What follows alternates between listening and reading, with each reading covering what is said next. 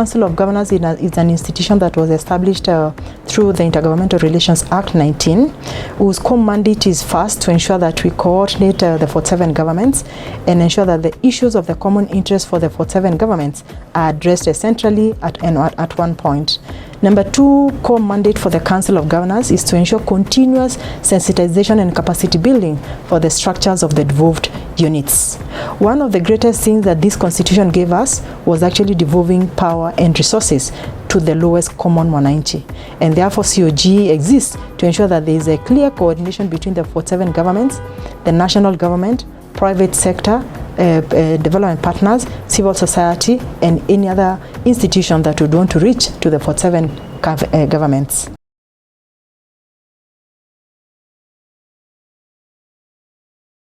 Okay, thank you very much. Allow me just take us down the memory lane. Initially, we had the KDSP-1 that was extremely a success. KDSP-1 came to address and strengthen the county system structures, one in terms of finance and expenditure management, performance management, and ensuring that the service delivery and improvement across all the 47 governments.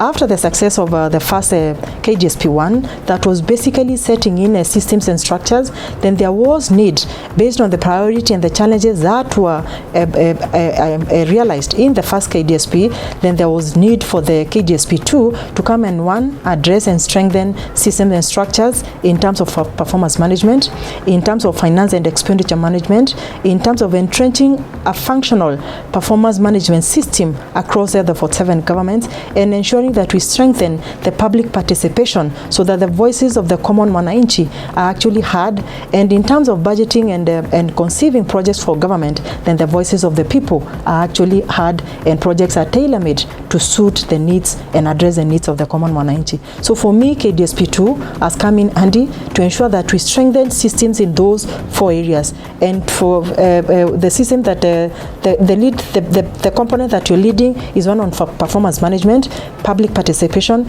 and of course the strengthening finance and expenditure management at the lowest level.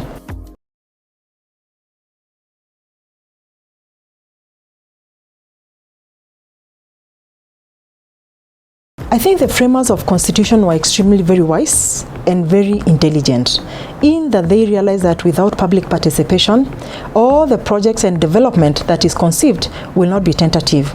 And that's why public participation, the Constitution of Kenya has placed public participation as critical.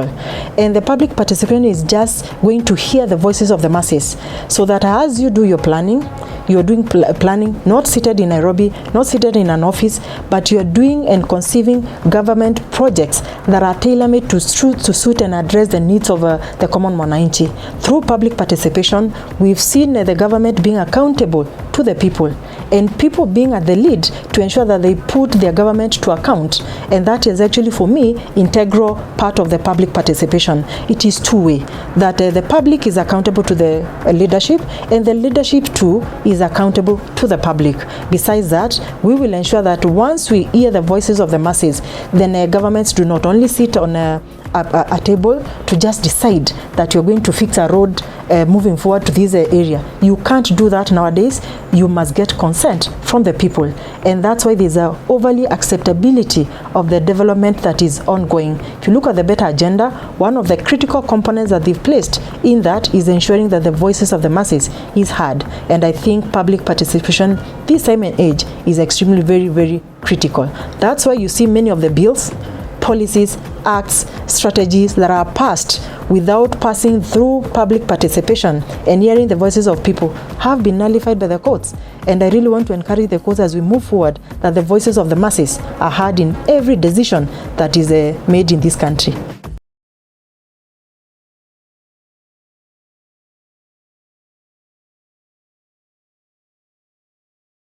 Okay, for me, KDSP program is a kind of a unique program because it has come, one, to address the critical needs and priorities of the lowest levels of government.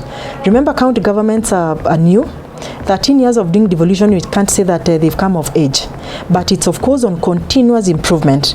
And 13 years down the line, we would want now to sit at a ask ourselves that is required for a sustained service delivery that we improve on service delivery and ensuring that we sustain those gains. So KDSP2 program is coming to entrench and ensure that there is consistent service delivery improvement, and of course ensuring that we sustain those gains. If you look at what was for KDSP2, the structure is the same, but the KDSP2 is really addressing the component of sustainability, so that the structures that we're going to entrench for performance management after KDSP program is done, then there will be continuity of the same.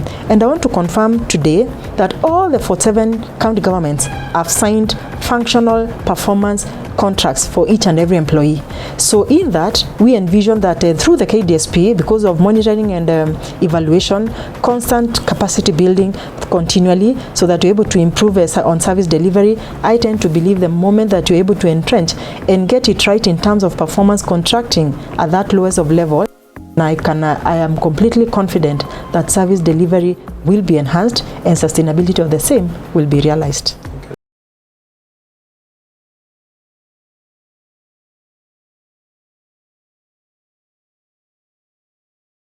A KDSP program was conceived on a very good platform where it involved all the levels of government.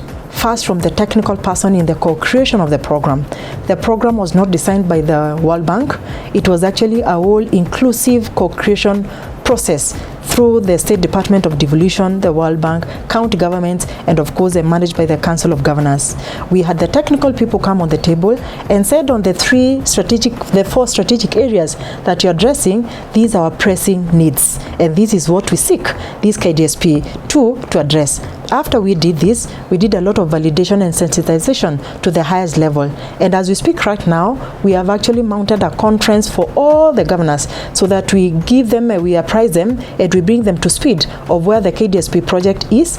And I want to confirm that there is a lot of buy-in from the governors, because this is a program that is coming in to improve service delivery. So for that reason, the county governors exist for so reason to ensure that service delivery is enhanced, improved, and of course sustained. And that's why there's a lot of buy-in for this KDSP2. So as we speak right now, we have a meeting, a sensitization meeting that is planned, I think in the next 3 days or 4 days, which the governors will come on the table so that we're able to apprise them on the priorities, where we are, and of course the milestones that we've been able to achieve this far, and of course the support that we request from that highest level of governments. But I can confirm to you that even because there is a counterpart funding for the county levels, you can't do the counterpart funding without the approval of the governors. So from the word go, there's a lot of buy-in from the whole structure of county governments.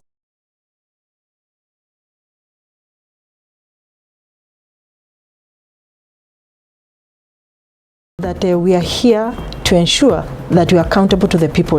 And here is a program that has come to ensure that we build systems and structures that will live test of time, and that will ensure that service delivery is guaranteed in the 4 areas, and of course ensuring very high levels of accountability. To the governors, I want to thank you most sincerely for believing in this program, and of course being in the forefront in championing the components that have been designed and programmed for KDSP2.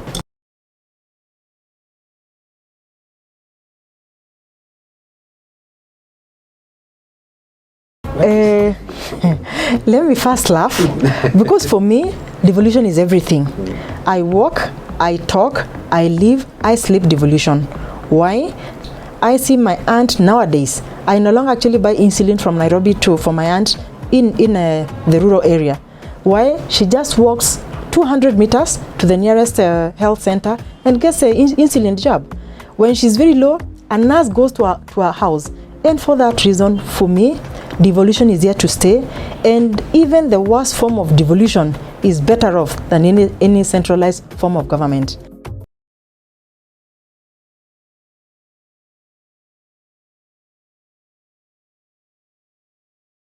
People think that devolution is about county governments. Devolution is not about county governments. Devolution is about everybody in this country. If we want to spark growth and development, we must have actually that growth at the most lowest level. If you really want to ensure that there is sustained growth in this country, then you must be diligent about what happens in the devolution space. So for that reason, and devolution affects everybody, whether you're in Nairobi or Mombasa, you come from a county. And for services to be delivered to the lowest person that is so required, then you must ensure that devolution works. So devolution is not about county governments, it's not about governors, it's about everybody from the national government, private sector, development partners, and every mwananchi in this country, because devolution affects everyone in this country. Yes.